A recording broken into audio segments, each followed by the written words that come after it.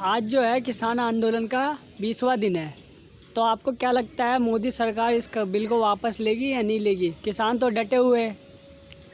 देखिए, ऐसा है कि रहीम कवि ने बड़े मार्मिक शब्दों में कहा है और रसखान भी कहे हैं कि उत्तम खेती मध्यम बाण, निशिष्ट चाकरी भीख निदान। यानी गृहस्थ आश्रम जो है, कृषि आश्रम जो है, ये सबसे उत्तम मार्ग है मुक्ति का, क्योंकि यहाँ से भोजन पशु पक्षी और तमाम जीव जंतु को जाता है, आहार जाता है।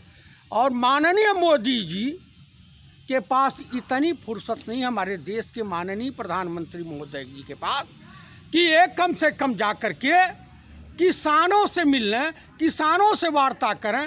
पहले के तमाम माननीय प्राइम मिनिस्टर थे, चाहे वो स्वर्गीय माननीय राजीव गांधी जी रहे हों या डॉक्टर मनमोहन सिंह जी रहे हों, किसान आंदोलन के किसान नेताओं को अपने पीएम हाउस बुला करके उनकी समस्या का समाधान करते थे।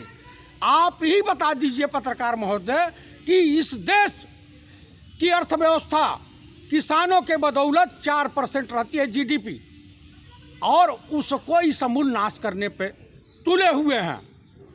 मैं एक शायरी है उसके मार्फत सुझाव देना चाहता हूँ कि वफा की राह में आशिक की ईद होती है, खुशी मनाओ ऐ हिंदुस्तान वालों, हमारे देश के किसान, महिलाएं, छात्र, बेरोजगार नौजवानों की इज्जत आबरू शहीद हो रही है। माननीय प्रधानमंत्री महोदय श्रीमान नरेंद्र दामोदर दास मोदी जी की सरकार में इस देश को समूल नष्ट करने का इस संघी कसम खा रखे हैं। किसानों को आंदोलन में झोंक दिया। साल भर से इस देश के स्कूल कॉलेज बंद हैं। बताइए, इस देश की अर्थव्यवस्था पंडित नेहरू ने जो सोचा था, जिस अनुसार देश का विकास की परिकल्पना की थी, जो दूरदृष्टि उनकी थी, अगर उनकी दूरदृष्टि नहीं होती तो आईएम, एम्स, भाखड़ा नंगल बांध, रिहंद बांध, सरदार सरोवर, ये तमाम नहीं बन पाते। देश में तमाम यूनिवर्सिटियाँ, एयरपोर्ट, और देश इतनी मजबूत स्थिति में नहीं पहुंच पाता। देश का रेलवे इतना विकास नहीं करता, संचार माध्यम। देखिए, उन्होंने सोच, अब जो उनका मत था कि इस देश में कालाबाजारी न हो, गरीबों को मजबूत किया जा, किसानों को मजबूत किया जा। लेकिन ये सरकार एकदम देश विरोधी, देश के किसानों की विरोधी हो गई है, जालिम हो गई है, बेगैरत सरकार हो गई है।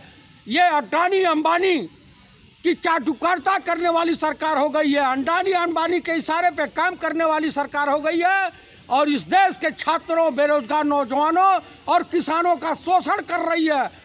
मैं इस देशवासियों से हाथ जोड़ के प्रार्थना करता हूं कि कृपया जिस तरीके से कुंभ के मेले में प्रयागराज, हरिद्वार, नासिक, तमाम जगह आप लोग जाते हैं, उसी तरीके से समझिए कि आप कुंभ के मेले में किसान आंदोलन के सहयोगी बन रहे हैं।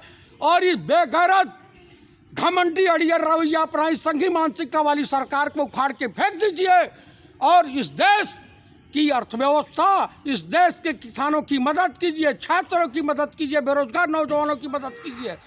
क्योंकि ये सरकार चाइना और इजराइल से मिल करके देश को विभिन्न टुकड़ों के में बदलना चाहती है। यह देश के हित में काम करने वाली सरकार नहीं है, देश विरोधी गतिविधियों में लिप्त सरकार है।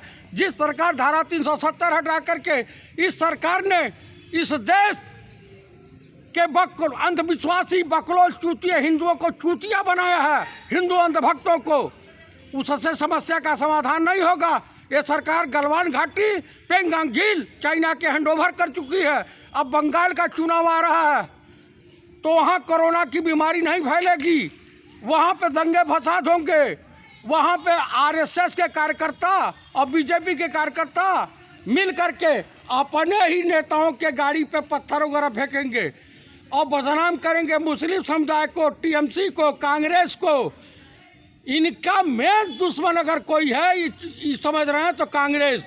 लेकिन कांग्रेस इस देश की आत्मा में घुसी हुई है, इस देश के देशवासियों के हृदय में घुसी हुई है। कांग्रेस आपके खत्म करने से नहीं खत्म होगी माननीय मोदी जी। आरएसएस वालों कान खोल के सुन लो, ये सब सनातनी ब्राह्मण सब मिल करके तुम्हारा श्राद्ध करेंगे, श्राद्ध, और ये किसान तुम्हारी ताबूत में आखिरी किल ठोकेंगे। तुम जीवन भर सत्ता के इर्द गिर्द नहीं आ पाओगे। और इतिहास अपने आप को दोहराता है माननीय मोदी जी।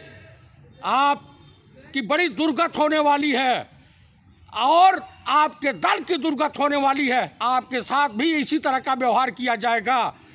मैं फिर देशवासियों से हाथ जोड़ के प्रार्थना करता हूं कि आप लोग कृपया किसान आंदोलन का सहयोग करें और किसानों की मदद करें, ताकि ये किसान विरोधी तीनों बिल वापस लेने के लिए सरकार घुटनों के बल बढ़ जाए। दिल्ली का सब बॉर्डर सीज कर दीजिए। इनके वहाँ रामदेव का, अडानी का, अंबानी के सामानों का बहिष्कार कीजिए। उसको नहीं खरीदना है। इनकी कमर उसी तरह से टूट जाएगी जिस तरह से गांधी जी ने ब्रिटानिया गवर्नमेंट के सामानों का बहिष्कार किया था, उनके कपड़ों की होली जलाई थी। उसी तरीके से इन तीनों ठगों की होली जलाने के लिए उनके सामान की होली जलाइए। जय हिंद, जय भारत, जय जवान, जय किसान।